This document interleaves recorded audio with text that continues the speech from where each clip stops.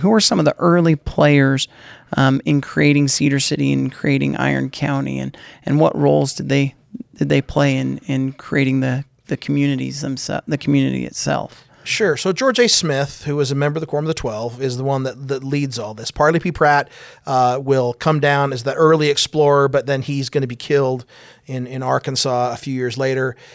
Then you have people like, so George A. Smith, you have Peter Schertz, you have Isaac Haight, Henry Lunt are these names who people know pretty well. So when they decide to settle in Cedar City, the first place they settle, it's called the Wagon Box Camp, and that is right across from the current hospital. So there's a dialysis type place there, and there's a monument there actually, and a big rock with a monument on it.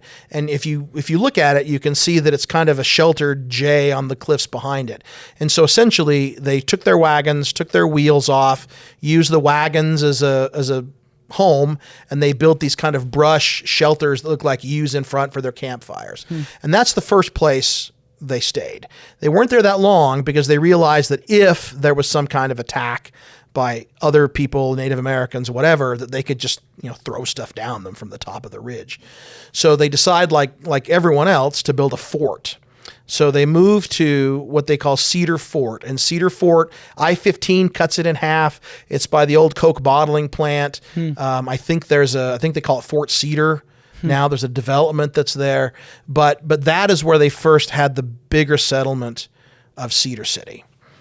And then this is where they start mining iron, right? They build the first, what they call the Noble Furnace, which is the big furnace right by the where the public library is now, just down the street by Mountain America Credit Union.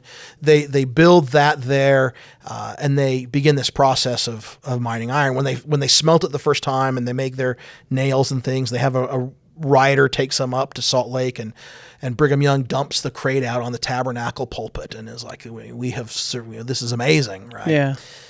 So then Brigham Young comes down. Cedar City actually by 1853 or 54 is probably the fourth or fifth largest city in Utah, right? Because they need iron, right? And they're sending these people down.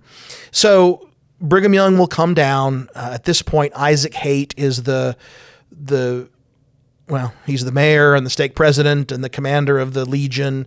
It's kind of wrapped up in that way.